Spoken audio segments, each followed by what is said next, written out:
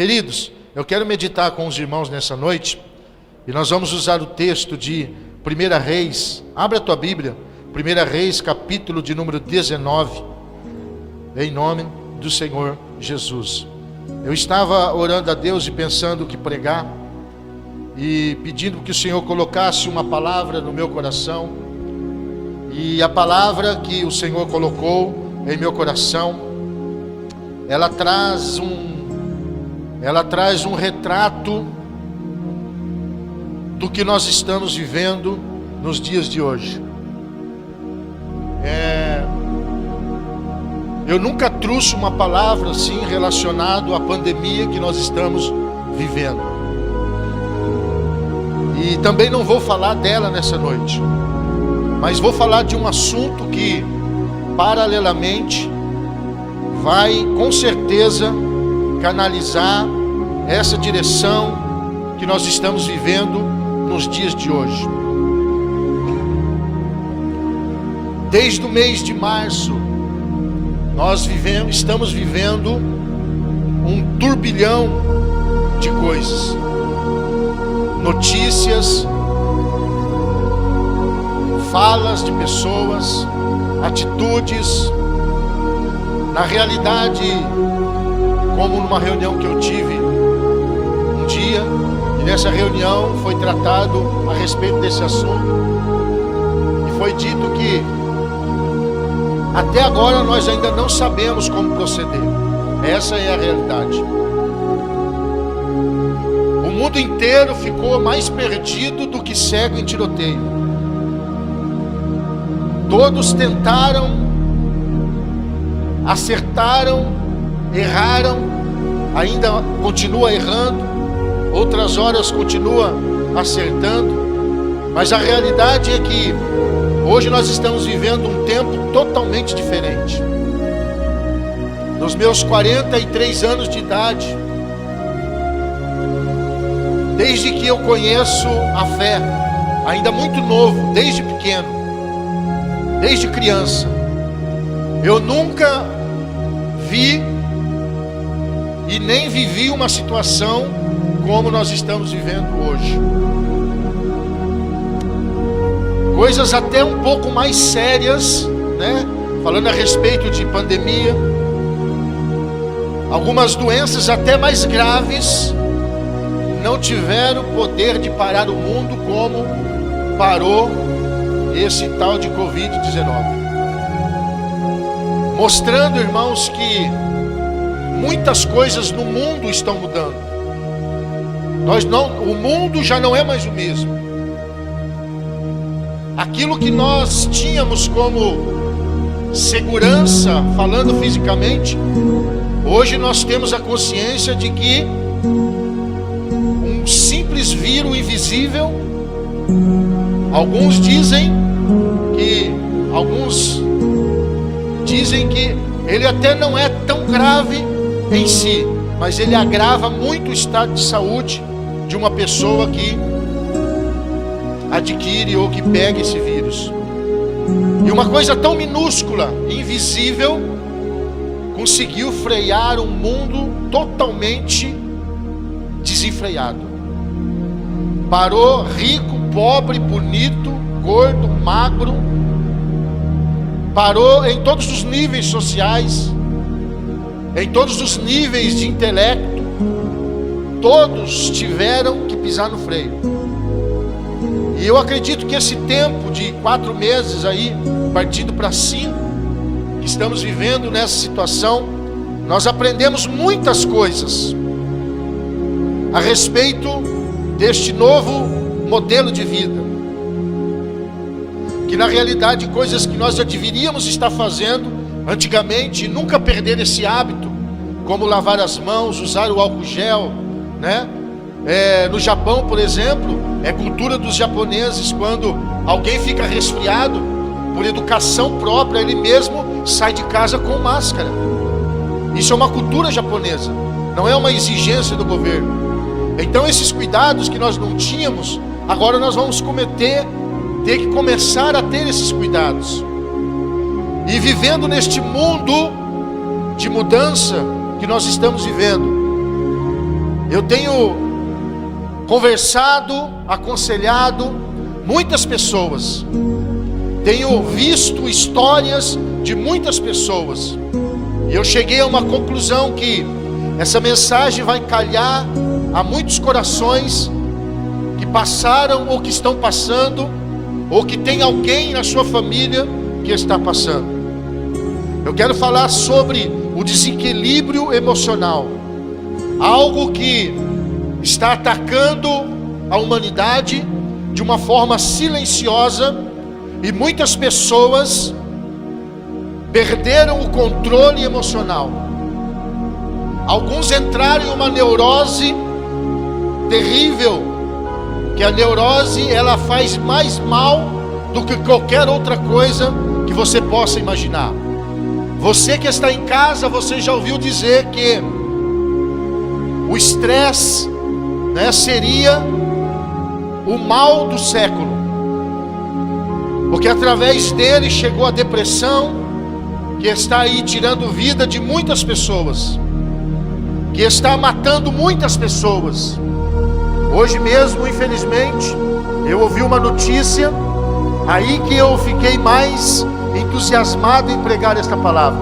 Talvez você viu também nas redes sociais um jovem enfermeiro que perdeu a sua mãe, foi vencida pelo Covid, e ele não suportou a tristeza e pulou do 10º andar do seu apartamento e se matou, tirou a sua própria vida, porque não suportou viver com a dor da perca da sua mãe. Então, quando nós falamos de equilíbrio emocional, o oposto dele é o desequilíbrio emocional.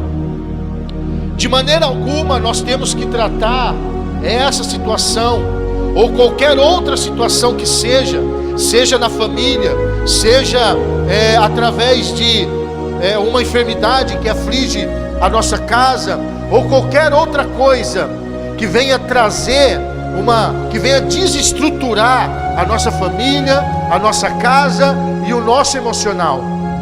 Mas nós temos que entender que o desequilíbrio emocional, ele piora a situação, porque ele traz armadilhas e coisas invisíveis que nós só vamos perceber quando a pessoa já está totalmente dominada por esse desequilíbrio.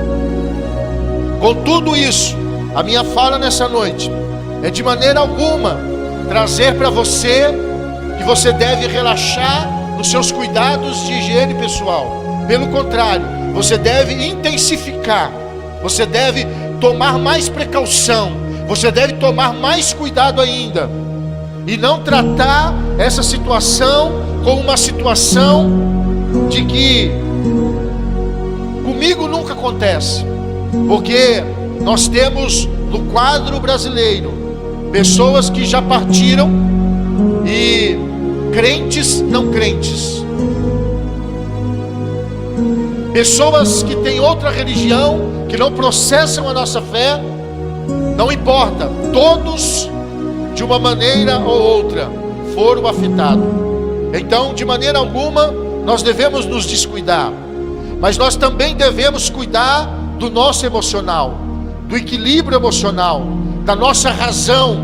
Devemos prevenir a nossa mente de bombardeios alheios que vêm para tentar trazer para nós uma certa insegurança a respeito daquilo que nós cremos e acreditamos.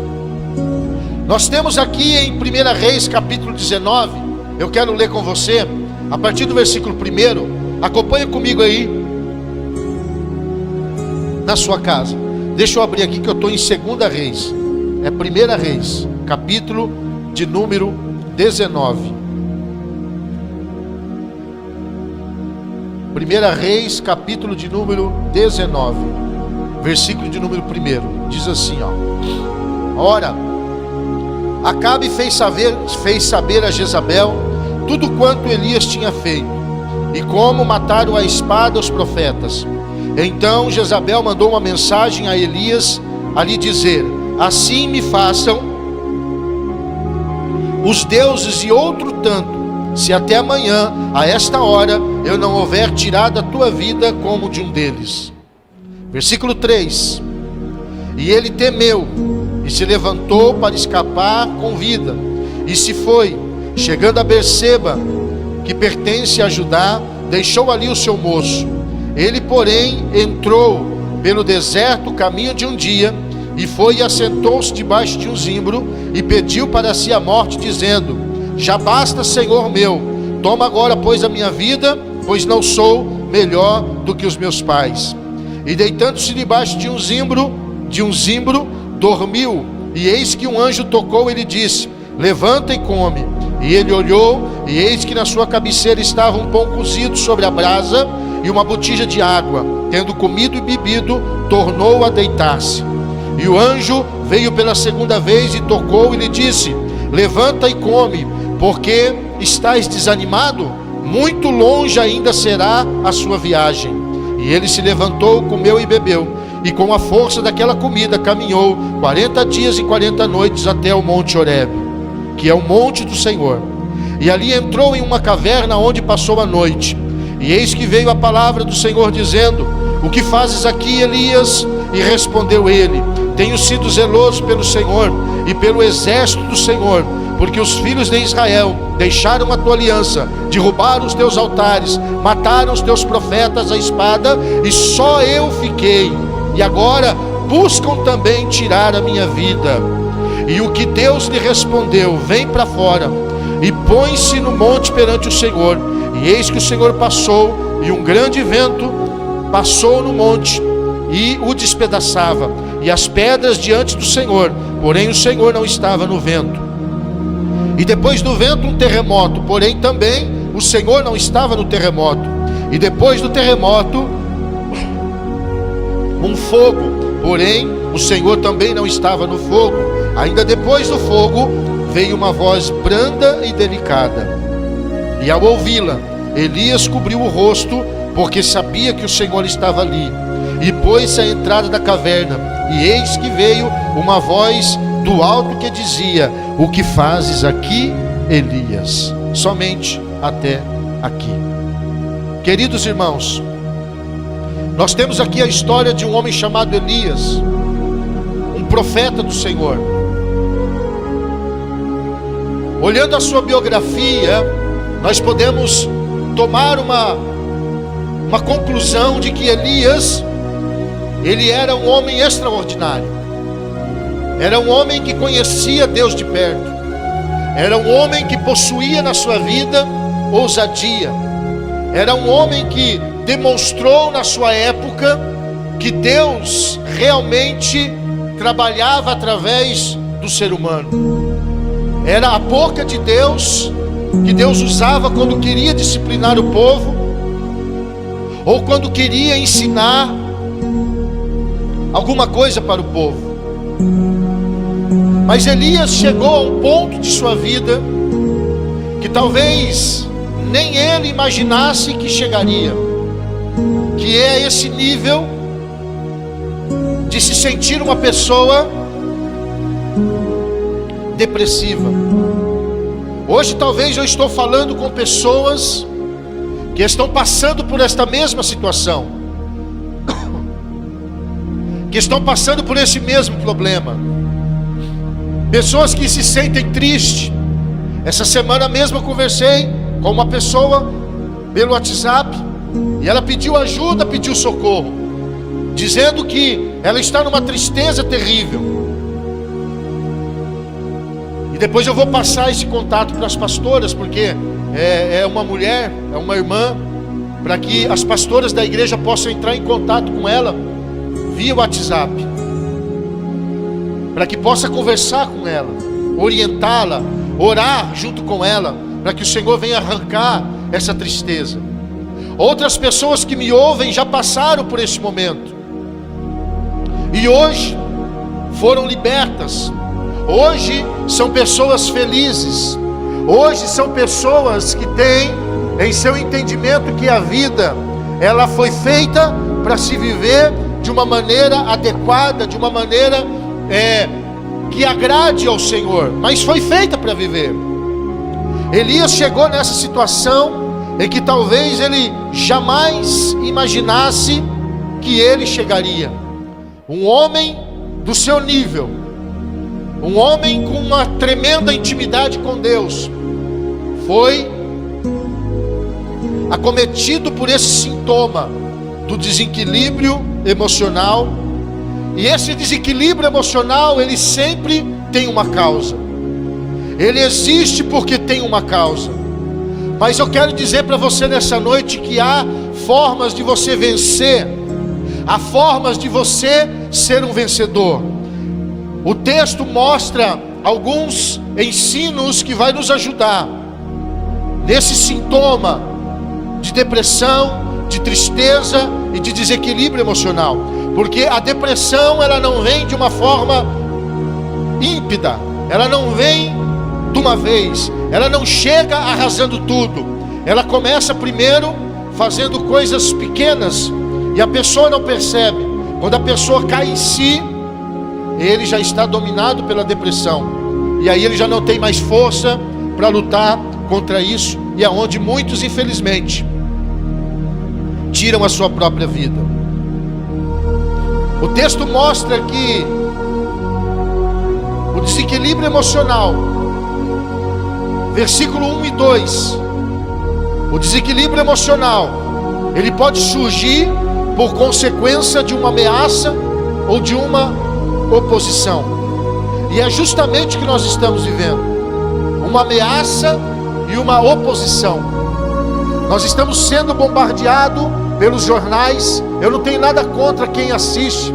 Quiser continuar assistindo, glória a Deus, fica assistindo, não tem problema nenhum. Mas eu tomei uma decisão que já há 3 meses eu já não assisto mais jornal. Eu não ouço mais jornal. Eu não vejo mais, eu não estou falando de Rede Globo só. Eu não ouço nenhum jornal.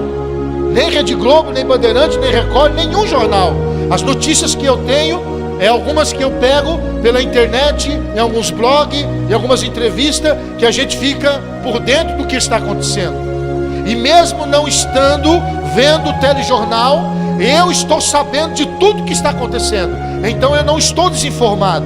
Isso significa que os meios, a mídia não é o único veículo de comunicação. Porque eu cheguei a uma conclusão de que aquilo estava fazendo mal para mim. Eu estava entrando numa neurose, eu estava falando, meu Deus, né? O mundo acabou, tudo acabou, irmãos, a vida não acabou, o mundo não acabou, as coisas não acabou. O que nós vamos precisar é nos adaptar e começar a saber como nós vamos viver daqui para frente. Mas o mundo não acabou, as coisas não acabou. Teve alguns que já venderam até algumas coisas que tinha, acreditando que até o final do ano Jesus vai voltar. Em 2021 ele vai passar fome, porque está totalmente desorientado. O que traz esse sintoma de desequilíbrio na nossa vida é as ameaças que nós sentimos. Nós estamos sendo ameaçados por este vírus, nós estamos sendo ameaçados por essa situação. Agora eu quero chamar a tua atenção, e você vai dizer, realmente o pastor tem razão no que ele está falando. Hoje a gente só se ouve falar em qual assunto? Covid-19. No ônibus, Covid-19. No supermercado, Covid-19. Na televisão, Covid-19. No Facebook, Covid-19. No YouTube, Covid-19. No telefone, Covid-19. Mensagem, tudo é isso. E nós esquecemos, ou a neurose tomou conta de nossa vida, e nós esquecemos que não tem só o Covid. Tem a gripe suína, tem o HN1, tem a AIDS e tantas outras coisas que estão matando pessoas também. Mas nós não estamos mais pensando nisso. Por quê? Porque nós estamos sendo ameaçados com esse novo vírus que chegou. E toda ameaça traz um desequilíbrio. Olha a vida deste homem, um homem com uma tremenda intimidade com Deus. De repente uma ameaça traz um desequilíbrio total sobre a vida dele.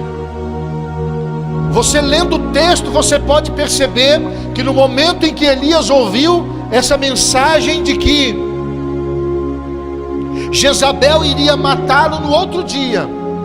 Olhando o texto, nós percebemos que Elias se apavorou de uma forma tão terrível, que naquela mesma noite, ele arrumou suas coisas e fugiu. Pastor, mas eu também fugiria.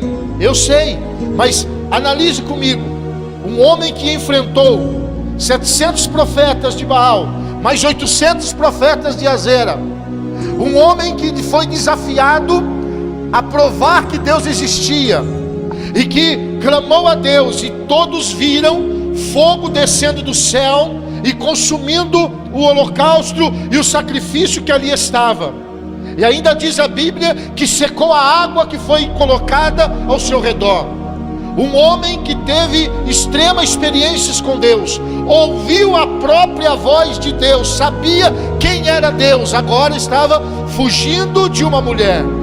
Pastor, o senhor está desprezando a mulher? Não, eu estou dizendo que diante de uma ameaça grande, ele não fugiu. Agora, diante de uma ameaça pequena, aos olhos daquilo que ele viveu, ele estava fugindo. Isso mostra nitidamente que o profeta Elias foi tomado por um desequilíbrio emocional. Um desequilíbrio emocional que levou ele a uma atitude de desespero, a uma atitude irracional. Esse é o perigo de nós estarmos desequilibrados. O homem e a mulher, não digo só cristão, mas de todas as classes, precisam estar centrados, precisam estar de uma maneira sóbria, para tomar decisões corretas, para não tomar decisões erradas, para não fazer coisas que se arrepende depois. E no momento do desequilíbrio, a gente comete coisas que não deveríamos cometer. A oposição é algo também que traz o desequilíbrio, porque o ser humano ainda não aprendeu a ser desafiado. Em toda a história da humanidade, o homem nunca soube lidar com a oposição. Alguns já aprenderam a dominar. As pessoas se opõem contra ele, ele releva, ele não liga, ele deixa para lá. Eu, quando não era cristão, eu era uma pessoa que eu não levava nada embora para casa. Tudo eu queria resolver naquele momento. Se olhasse torto para mim, eu já partia para cima. Eu não levava desaforo para casa, porque eu não suportava uma oposição. Mas depois que eu me tornei cristão, depois que eu me tornei uma nova pessoa, depois que eu descobri quem era Jesus na minha vida, e que a minha vida realmente tinha mudado, eu fui afrontado por várias vezes. Eu fui afrontado em várias situações. Até tapa no rosto eu já levei. E pela misericórdia do Senhor, eu não reagi contra isso. Por quê? Porque eu fui mudado, eu fui modificado. Você que está me ouvindo nessa noite, não permita que as ameaças tirem o teu equilíbrio, o seu equilíbrio emocional. Continue vivendo, mas viva de uma maneira disciplinada, não viva de uma maneira relaxada, viva de uma maneira cuidadosa, mas viva, irmão. Tenha vida. Não permita que essa situação arranque de você a alegria de viver. Tem gente que acha que nunca mais vai poder sair de casa. Você vai poder sair de casa sim um dia. Acredite nisso, tomando os cuidados que você deve ter. Mas você ainda vai poder sair um dia. Porque essa situação, eu acredito que passar, eu não sei se vai, né? Porque as coisas que vieram até hoje não passou. Mas nós vamos aprender a viver com isso. Nós vamos ter remédios para combater isso. Nós vamos sobressair sobre essa situação. E amanhã a vida nossa vai continuar, irmão. Então você não pode entrar num estado de depressão agora. Tem gente que o desequilíbrio emocional foi tão grande que já afetou a sua casa, já afetou a sua família, já afetou os filhos, já afetou o casamento. Vocês devem ter acompanhado uma notícia, agora não lembro se é um homem ou se é uma mulher, que logo no começo dessa situação, quando tudo aconteceu, parece que a esposa dele, ou o marido, acho que foi o marido, a esposa, não lembro, saiu de casa para ir comprar, acho que pão na padaria. Quando voltou, a esposa ou o esposo matou ele a facada. Aí o jornalista foi entrevistar por que isso aconteceu. Ele ou ela disse assim: eu matei porque ela saiu e ela trouxe o Covid para dentro de casa. então eu matei ela para mim não morrer também. Neurose, desequilíbrio emocional. Tem pessoas que estão totalmente desequilibradas. Querido, você especialmente que é cristão, você tem que acreditar numa coisa: a vida aqui com Cristo é bom, mas a vida lá com Ele é melhor ainda, irmão. Deus conhece o final desde o princípio. Ele nunca perdeu o controle da situação. É obviamente que, tomando os cuidados que nós devemos tomar, nós temos uma proteção chamada Deus. E o que entristece é que muitos lares desequilibrados estão justamente o lar do cristão. É o lar daquele que conhece a palavra, é o lar daquele que conhece a verdade. E isso, irmão, não pode acontecer. Não permita que as ameaças tirem o seu emocional. Não permite que essa doença invisível, chamado desequilíbrio emocional, tire o sentido de você viver de maneira alguma. A ameaça e a oposição da Jezabel levaram o profeta Elias a um processo depressivo, de uma maneira tão terrível, que ele chegou a pedir a morte para o Senhor. Aqueles que sentem esse sintoma de depressão, esse desequilíbrio emocional, porque a depressão, ela começa com o desequilíbrio emocional. A pessoa fica com medo, ela fica com medo de ir no banheiro, ela fica com medo de andar no escuro, se ela ouve um barulho, ela acha que tem gente entrando dentro de casa. É uma neurose, é um desequilíbrio emocional, e isso traz a depressão. E a depressão tem as suas consequências terríveis e arrasadoras, irmãos. Mas Deus pode te libertar nessa noite. Deus pode libertar você da depressão. Deus pode libertar o teu filho da depressão. Deus pode libertar você desse sentimento de tristeza. E você pode sim viver uma vida feliz com Cristo e com a sua família, irmão, no nome de Jesus. Jesus, ele soube lidar com isso. Jesus teve o seu momento de tristeza. Se você ler lá em Mateus, vai dizer que quando Jesus foi para o Getsêmani, a Bíblia diz que Jesus foi tomado de uma grande tristeza. Está no texto. De uma grande angústia, ao ponto de levá-lo a chorar. E a Bíblia diz que a opressão foi tanta que ele suou gotas de sangue. Sabe por que isso acontece? A ciência, ela explica que o ser humano, ele sofre uma opressão tão grande, ele sofre uma pressão interior tão grande, um desespero tão grande, um apavoramento tão grande dentro de si, que a medicina explica que isso causa uma dilatação nos vasos sanguíneos do couro cabeludo. E o couro cabeludo e esse sangue misturado com o suor fez com que Jesus suasse sangue. Tamanha era a depressão, não depressão, tamanha era a tristeza e a angústia que ele estava sentindo. Por quê? Porque ele sabia o que estava por vir. Ele sabia a ameaça que estava por vir. Ele sabia o que estava para chegar na sua vida, ao ponto dele olhar para o alto e dizer: Pai, se possível, passa de mim esse cálice. Sabe o que Jesus estava querendo dizer? Jesus não estava se acovardando, Jesus não estava querendo voltar para casa, Jesus não estava desistindo do seu chamado. Pelo contrário, ele olhou para o Pai e disse: Pai, não tem como eu concluir o meu trabalho, eu fazer aquilo que eu vim fazer, mas não passar por esta dor terrível. Mas depois Jesus, ele tomou novamente a rédea do equilíbrio emocional. Ele olha para o Pai e diz: Senhor, esquece o que eu disse, seja feita a tua vontade, não a minha. E ele venceu. Já o profeta Elias não teve esse privilégio, ele se rendeu. Então, irmãos, as ameaças e as oposições, nós devemos saber lidar com isso. Você não pode ser ameaçado por alguém e ir lá e tirar satisfação com ele.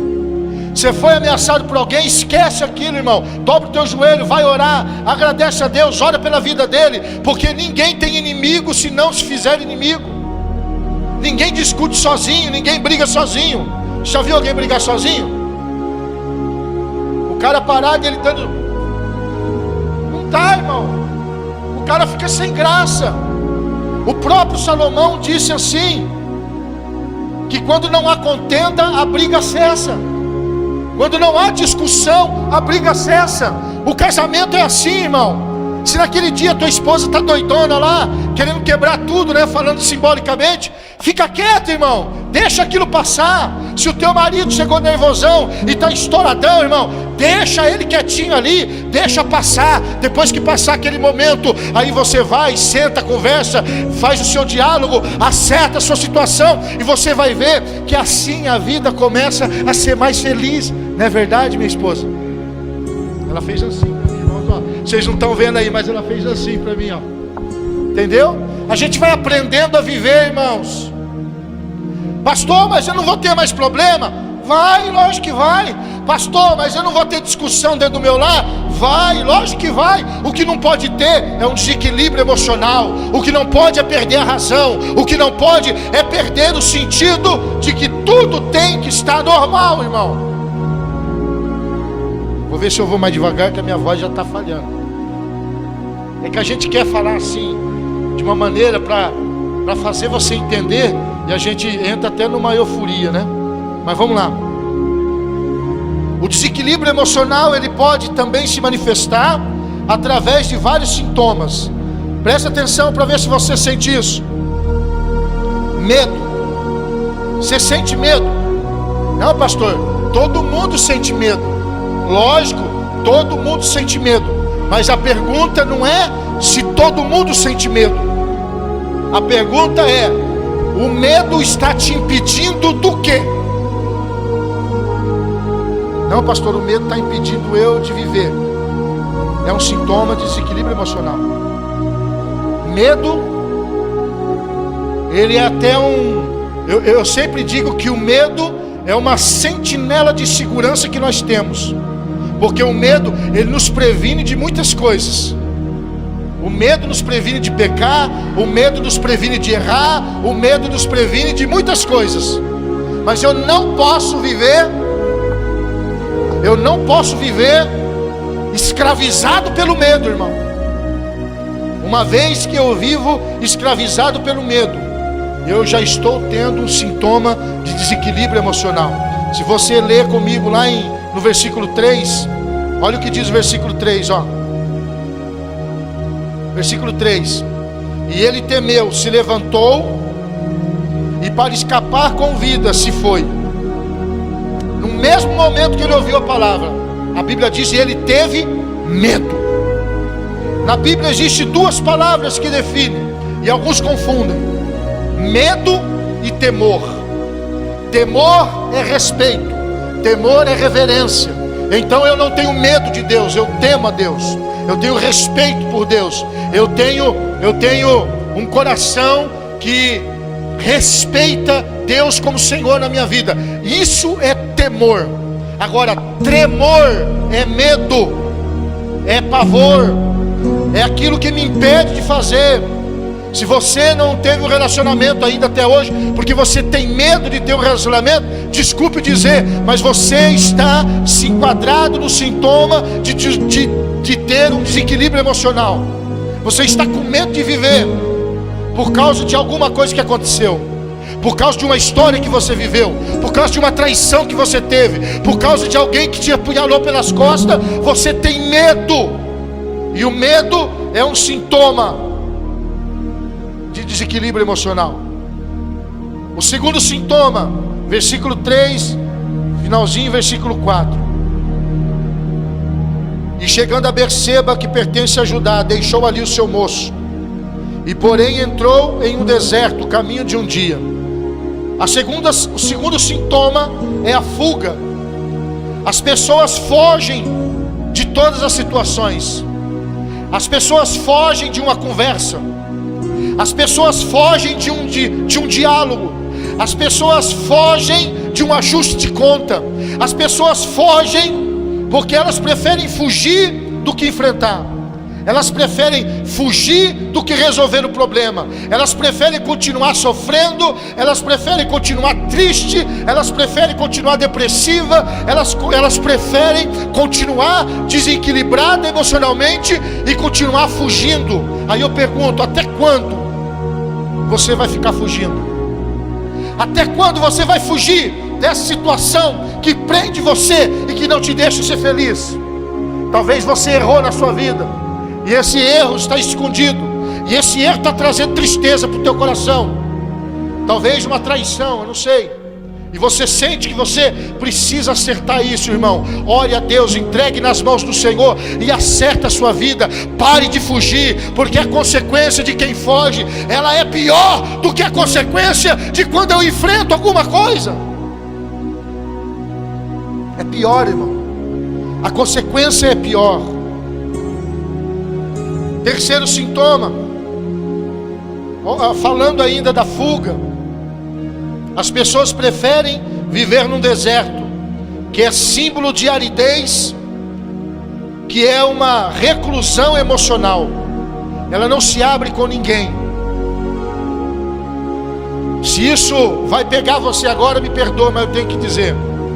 Ela é boa para contar para os outros que está depressiva. Ela é boa para contar para os outros que está triste. Mas quando alguém vai ajudar ela, ela foge.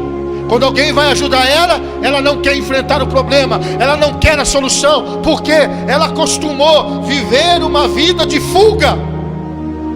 E ela foge de tudo, irmão. Foge de Deus, foge do pai, foge da mãe, foge do marido, foge da esposa, foge dos filhos, foge dele, foge de tudo. E isso traz mais sofrimento do que se a gente enfrentar a situação. A Bíblia diz que isso aconteceu com Elias. Ele fugiu de algo que ele não devia ter fugido. Ele devia ter ficado e devia ter enfrentado. Mas o senhor fala porque você não está na pele dele. O senhor fala porque você não está na minha pele. Aí eu pergunto, você já esteve na minha? Ou você acha que pastor ele é super-homem e ele nunca precisou enfrentar alguma situação na sua vida? Todos nós temos que enfrentar algum tipo de situação e não ficar fugindo dela, irmão. Terceiro sintoma, interrupção da normalidade, da rotina diária. A Bíblia diz lá em 1 Reis, versículo 3: e deixou o seu moço em Berseba. Talvez você deixou seus princípios, talvez você deixou a sua atividade espiritual que você tinha, você deixou para trás, e isso está trazendo para você desequilíbrio emocional. Sempre nós deixamos alguma coisa para trás, irmão. A Bíblia diz que nós não devemos deixar algo para trás.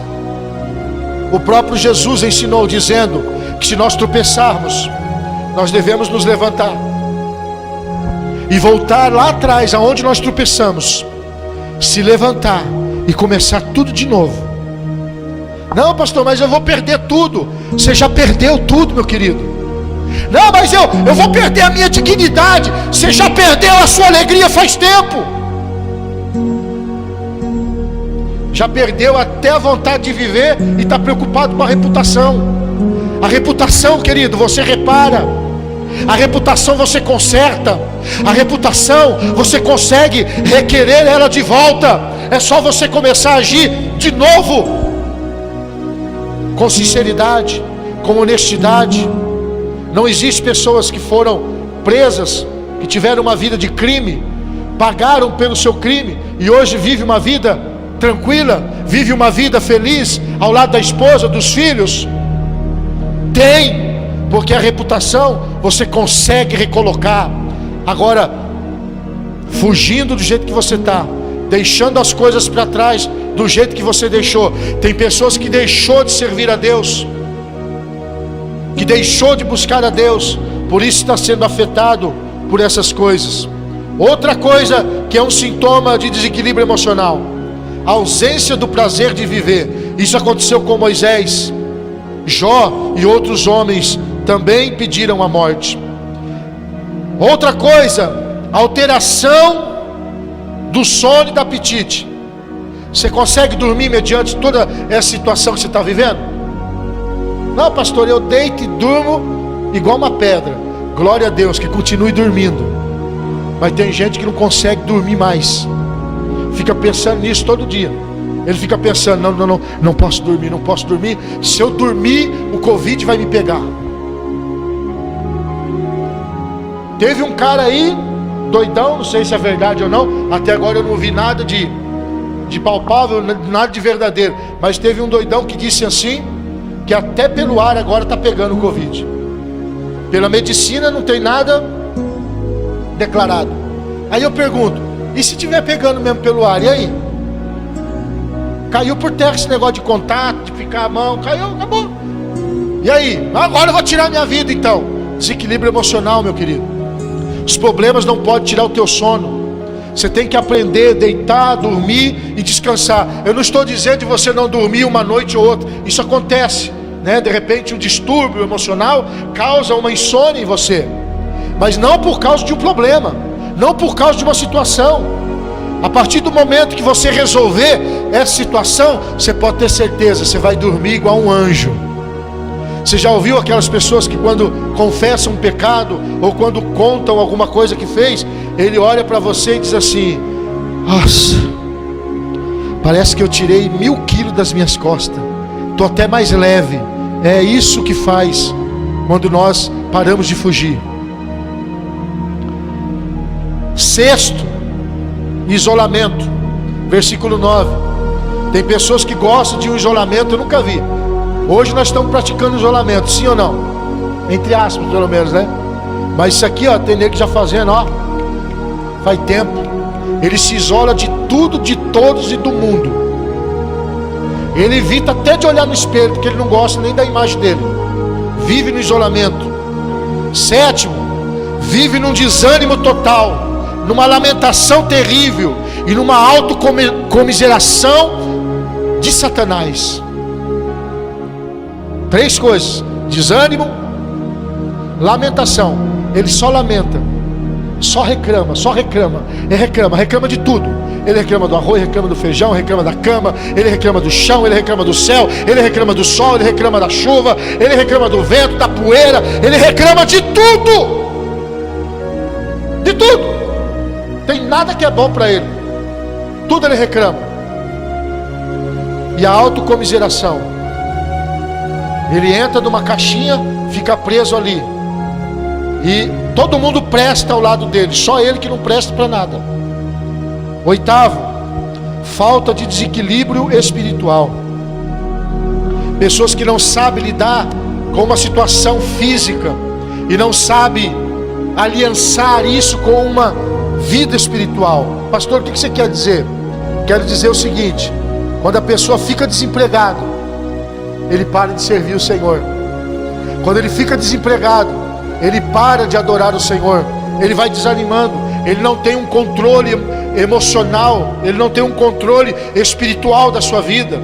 Ele deixa que as circunstâncias levem ele. Ele permite que a situação diga quem ele é naquele dia. Se naquele dia ele está bom, ele é espiritual. Se naquele dia ele não está bom, ele não é espiritual. É pessoas que não têm um controle espiritual, não têm uma sensibilidade espiritual. Meu querido, entenda uma coisa: com emprego ou sem emprego, Jesus continua te amando do mesmo jeito. Não é porque você ficou desempregado que Jesus não te ama mais. Ou quer uma outra prova de desequilíbrio emocional? Olha, eu ouvi hoje um cara falando. Ele não é nem cristão. Mas ele disse que acredita muito no Senhor.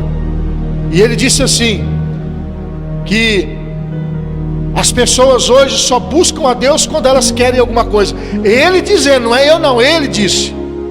Isso é um sintoma de desequilíbrio emocional. Falando agora para cristão.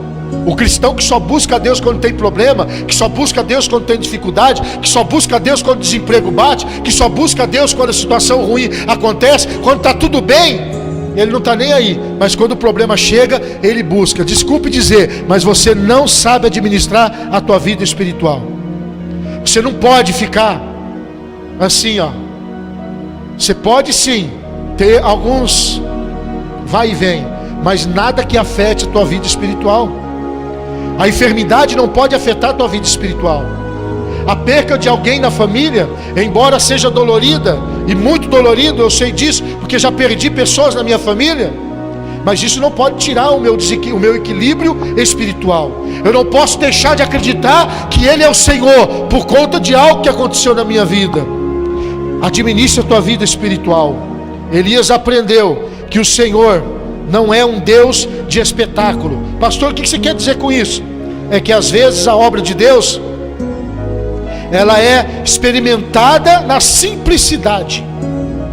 Às vezes eu espero uma grande coisa. Não, agora para Deus me honrar. Como que é aquele louvor lá? Que fala assim, vai te colocar num palco, todo mundo vai te ver e vai te aplaudir. Tem um louvor que é assim, não tem? Fala mais alto.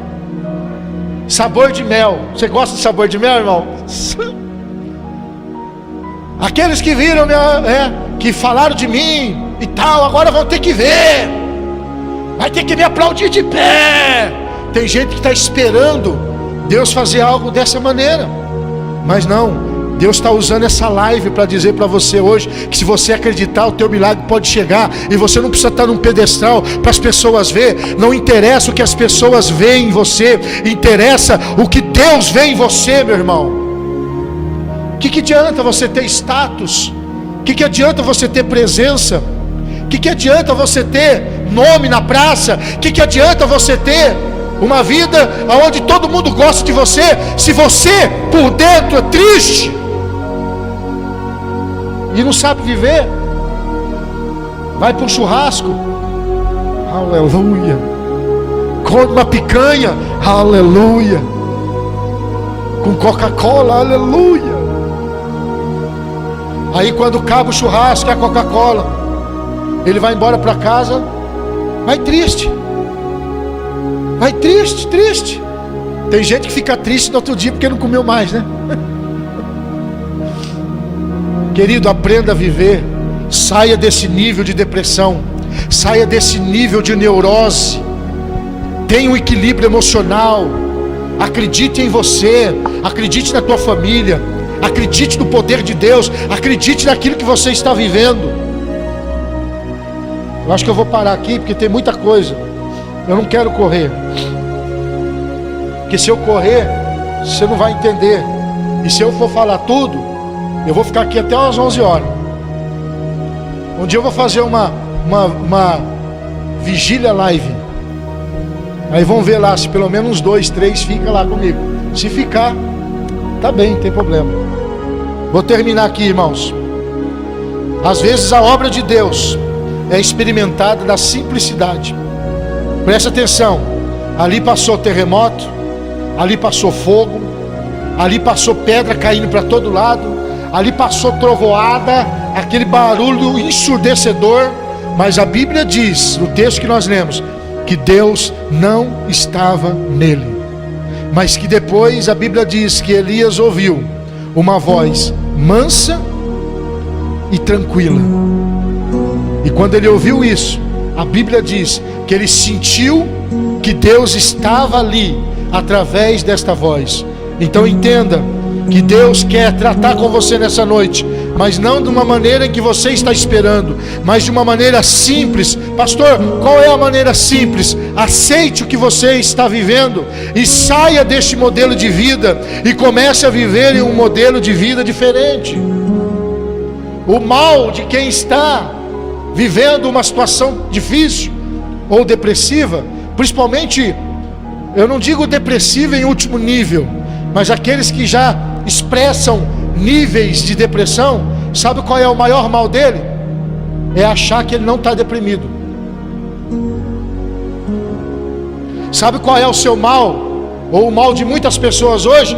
É achar que você não precisa de ajuda, é achar que você não precisa de Deus, é achar que você dá conta sozinho. Não dá. Deus quer trabalhar com você hoje de uma maneira simples. É só você reconhecer quem Ele é na sua vida. É só você parar de fugir dos seus problemas. É só você parar de fugir das suas dificuldades. Ore a Deus Sente com a tua esposa, sente com os teus filhos, sente com a tua família, acerte a sua vida, acerte o seu emocional e comece a viver uma vida de alegria na presença de Deus, meu irmão, no nome de Jesus.